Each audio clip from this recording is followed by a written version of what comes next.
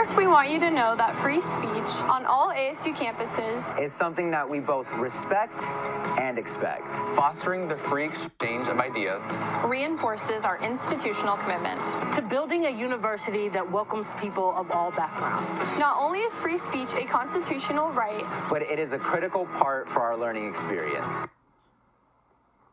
Well, apparently, though, free speech at Arizona State University is only accepted if you have a permit for a table. Former Arizona State student Tim Tizon was arrested in March, then convicted in October this past year for third-degree trespassing on school property for setting up a display without a proper reservation to distribute copies of the Constitution on the Tempe campus's North Plaza. Tim, with the help of the Liberty Justice Center, is now appealing on the grounds that the conviction violated his First Amendment rights. Well, joining me now to discuss this further is Tim Tizon and his attorney, Daniel Sir. Gentlemen, thank you both for being with us tonight. Tim, let me start with you. To your knowledge, has any other student ever been arrested for handing out flyers or having a display outside on campus before?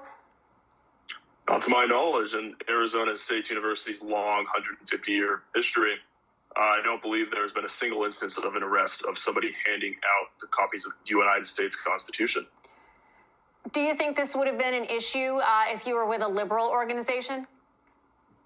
Not at all. I believe I was targeted by the bureaucrats at Arizona State University just because they don't believe with my message of the First Amendment.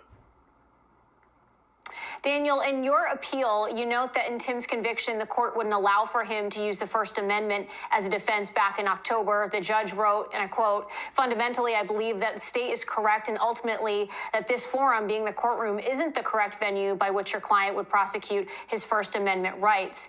How is it possible that his defense, being the freedom to speech and petition, was denied in court? Yeah, that's the basis for our appeal, and it really is shocking. But frankly, this entire episode has been shocking. The way ASU treated Tim, the way Tim was treated at the trial court, and that's why our appeal is so important. Because whether it's in the criminal context, where we've been charged with a crime, or in a civil case defending our rights, the Constitution protects us in all those situations, and it protects Tim in this case too. Now, devil's advocate, playing devil's advocate here, protesters can protest as long as they've got proper permits. If he didn't have a proper reservation, are his rights still being taken away?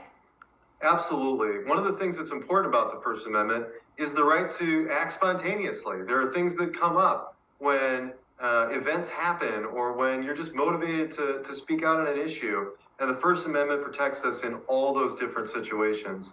Plus, you can't require a license from the government to speak. The government can have reasonable regulations, but what Arizona State did here was unreasonable. There's no reason that Tim, in a broad public space, a broad public lawn on campus, needed a license from a bureaucrat before he could exercise his free speech rights. Yeah, Tim, it's frustrating to see this. It's happening on so many college campuses when you have a conservative voice. Often, you have the leftists that run the schools and wanting to silence that. I'm going to give you the final word here, the message you'd like to get out there to students and to others that may be impacted by situations like this.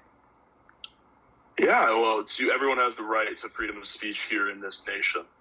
And unfortunately for me, not only has Arizona State University failed me, but the Arizona justice system has failed me as well with the conviction. Tim Tizon and Daniel Starr, thank you both. Did you have a final comment there, Daniel? Well, I was just going to say thank you, Tim, for being so brave to take on this fight, right? I mean, standing up to bureaucrats is hard. That would be the other message. Indeed. Is just to make sure people are encouraged that their rights are important, that they're worth fighting for, and that you can take the bureaucrats on, and eventually you can win. Well, gentlemen, we thank you both for taking time to be here tonight and share your story.